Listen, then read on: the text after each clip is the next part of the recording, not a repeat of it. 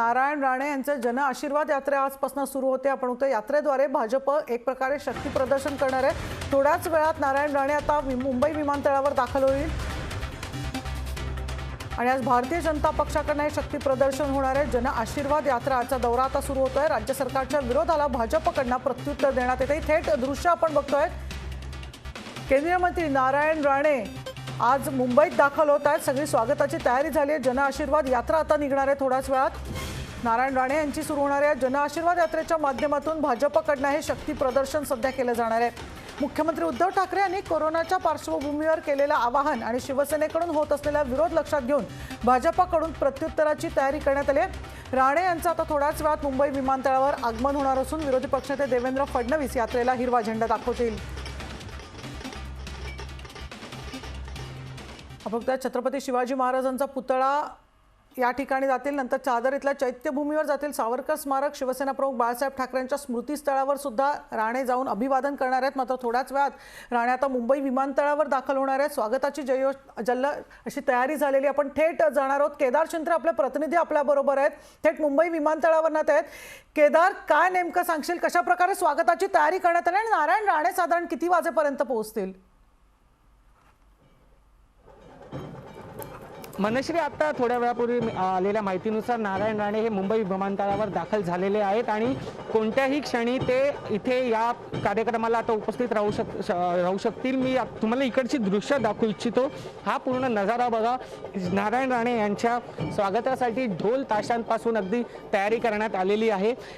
या कार्यक्रमासाठी जे भाजपचे कार्यकर्ते आहेत त्यांची आपल्याला रेलचेल ही पाहायला मिळत आहे। पहिल्यांदा मुंबई एअरपोर्ट मधील शिवाजी महाराजांच्या पुतळ्याला मालार्पण केल्यानंतर ही जन आशीर्वाद यात्रा नंतर शिवाजी पार्कच्या दिशेने राहणार आहे। शिवाजी पार्कला बाळासाहेब ठाकरे यांच्या स्मृतीस्थळाला अभिवादन केल्यानंतर चैत्यभूमी आणि स्वातंत्र्यवीर सावरकरांच्याही स्मारकात जाऊन ते भेट देणार आहेत। आज 39 ठिकाणं अशी असतील जिथे ही जन आशीर्वाद यात्रा ही आज पोहोचणार आहे। जन आशीर्वाद यात्रेला सुरुवात करताना राज्याचे माजी मुख्यमंत्री आणि सध्याचे विरोधी पक्षनेते देवेंद्र फडणवीस हे हिरवा झेंडा दाखवून ही जन आशीर्वाद यात्रेला सुरुवात करतील। आपण बघू शकता की इथे कार्यकर्त्यांची आता जी रेलचेल आहे तीही सुरू झालेली आहे। पोलिसांचाही इथे चोख बंदोबस्त करण्यात आलेला आहे, कारण की शिवसेना आणि भाजप यांच्यामध्ये चाललेलं वाकयुद्ध लक्षात घेता लॉ अँड ऑर्डरची, कायदा सुव्यवस्थेची अशी कोणती परिस्थिती उद्भवू नये यासाठी पोलिसांचाही इथे बंदोबस्त करण्यात आलेला आहे। हीच ती गाडी असेल, आपण पाहू शकता याच गाडीमधनं जन आशीर्वाद यात्रेची ही सुरुवात होणार आहे आणि मुंबईमध्ये रोज 2 दिवस ही जन आशीर्वाद यात्रा ही होणार आहे। या यात्रेमधनं भाजप ही एक प्रकारे शक्ती प्रदर्शन करण्याचा ही प्रयत्न करेल। त्याचप्रमाणे आगामी काळामधील ज्या मुंबई महापालिका निवडणुका आहेत त्यावरही नजर ठेवून ही पूर्ण जन आशीर्वाद यात्रा ही पूर्णपणे याचं प्लॅनिंग केलेलं आहे आणि याच दृष्टिकोनातून आता राज्यामध्ये येणाऱ्या काळामध्ये जी राजकीय समीकरण आहे ती पाहता ही जन आशीर्वाद यात्रा ही अतिशय महत्त्वाची ठरणार आहे। केदार, आपण साधारणतः कोण कोण सहभागी होणार आहे यात्रेमध्ये?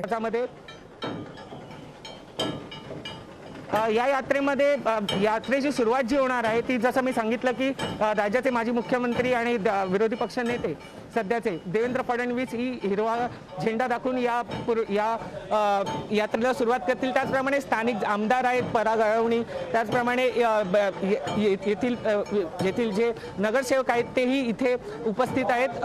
त्याचप्रमाणे नारायण राणे सुद्धा असतील।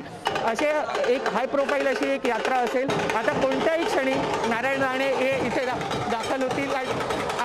आपण बघू शकता देवेंद्र फडणवीस हे इथे पोहोचलेले आहेत।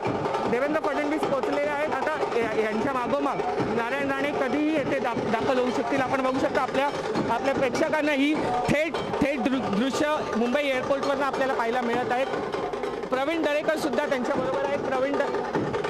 प्रवीण दरेकर, त्याचप्रमाणे देवेंद्र फडणवीस हे सध्या या मुंबई एअरपोर्टवर पोहोचलेले आहेत। त्याचप्रमाणे त्यांच्याबरोबर आशिष शेलार सुद्धा आहेत। मुंबईचे अध्यक्ष, भाजपाचे अध्यक्ष मंगलप्रभात लोढाही आपल्याला दिसत आहेत। त्यामुळे आता पूर्ण कधी कोणत्याही क्षणी ही जी यात्रा आहे ही सुरुवात होऊ शकते। आपण पाहू शकता ही थेट दृश्य मुंबई एअरपोर्टवरनं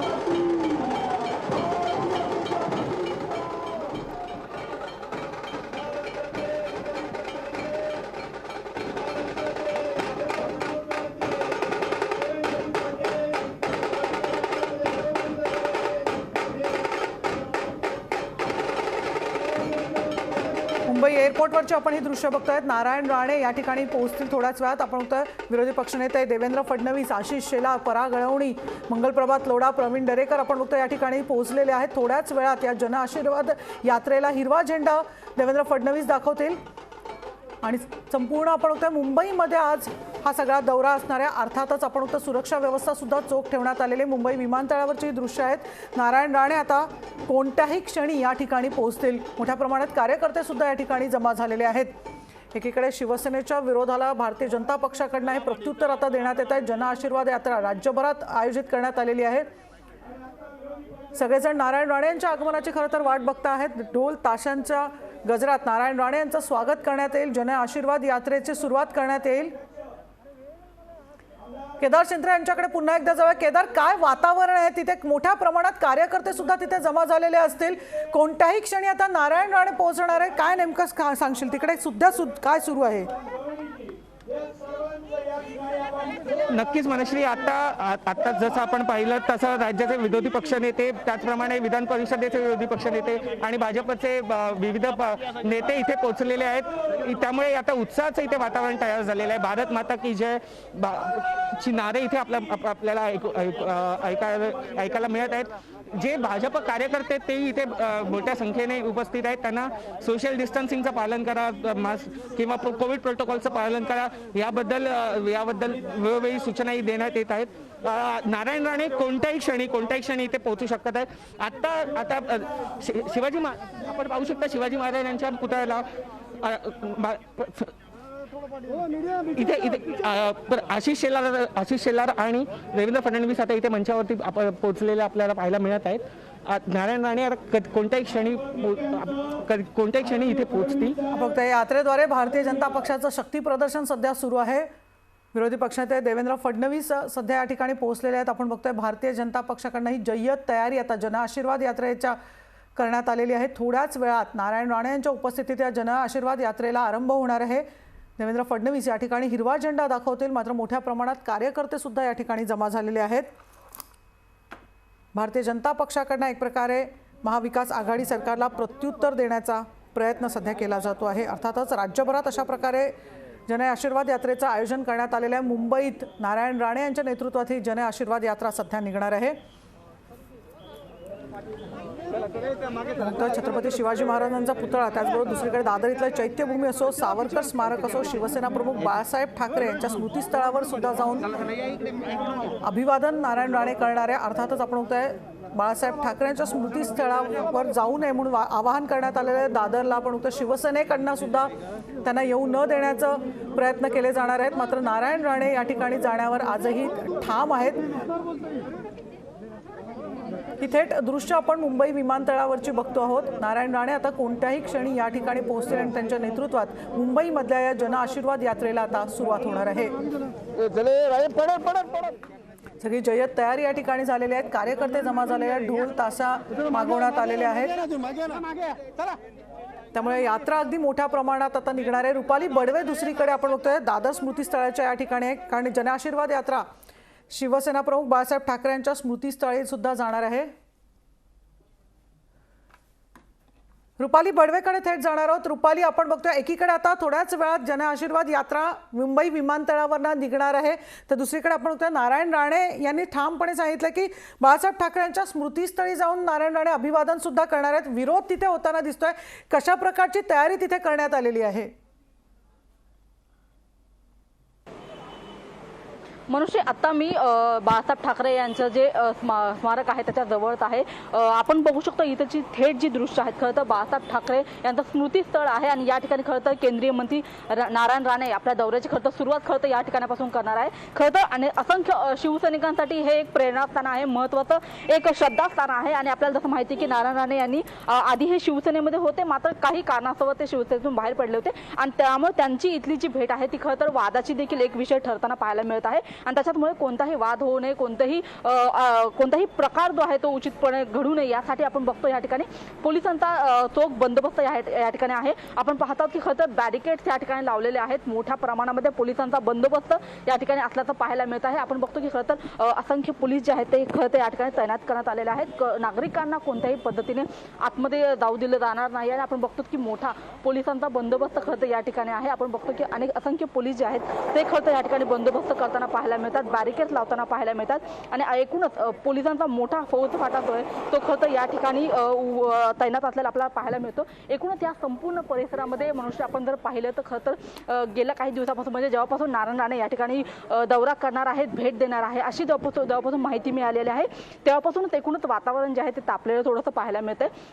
आपण अजूनही या ठिकाणी पाहू शकतो खरं तर मोठ्या संख्येने पोलिसांचा फौजफाटा जो आहे तो खरं तर आतल्या संपूर्ण परिसरामध्ये सुद्धा आपल्याला पाहायला मिळतो आहे। खरं तर केंद्रीय मंत्री नारायण राणे हे जेव्हा खरं तर दिल्लीमध्ये होते तेव्हा खरं त्यांना 15 ऑगस्टपर्यंत त्यांना दिल्लीतून हलता येत नव्हतं, मात्र आता त्यांचा मुंबईचा जो दौरा आहे तो खरं तर सुरू झालेला आहे। थोड्याच वेळात विमानतळावरून निघून ते या ठिकाणी खरं तर येताना पाहायला मिळणार आहे, त्याच्यामुळे मोठा बंदोबस्त या ठिकाणी होताना पाहायला मिळत आहे। सगळ्यात महत्त्वाचं म्हणजे खरं तर ते या ठिकाणी येणं यासाठी शिवसेना वर्सेस बीजेपी यांच्यामध्ये एक वॉर सुरू असल्याचं पाहायला मिळत होतं, मात्र ही संपूर्ण परिस्थिती लक्षात घेऊन आता मुंबई पोलिसांनी या ठिकाणी आपण जर बघितलं तर खरं तर चोख बंदोबस्त करायला सुरुवात केलेली आहे।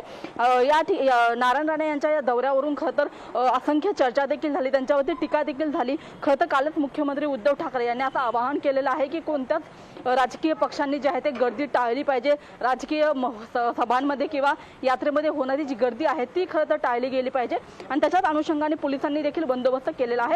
मात्र त्यांची ही जी जन आशीर्वाद जी यात्रा आहे ती एका प्रकारे भाजपचं मोठं शक्ती प्रदर्शन खरं तर या ठिकाणी होताना पाहायला मिळणार आहे। आपण बघतो की जवळपास केंद्रातले 4 मंत्री सध्या महाराष्ट्र दौऱ्यावरती आहेत आणि त्याच्याच माध्यमातून भाजपची एक मोठं शक्ती प्रदर्शन जे आहे ते सध्या राज्यभरामध्ये चालू असल्याचं देखील पाहायला मिळत आहे। मनुष्य निश्चितच आपण तर नारायण राणे या ठिकाणी पोहोचणार आहेत थोड्याच वेळ। जनआशीर्वाद यात्रा मुंबई विमानतळावरून निघाल्यानंतर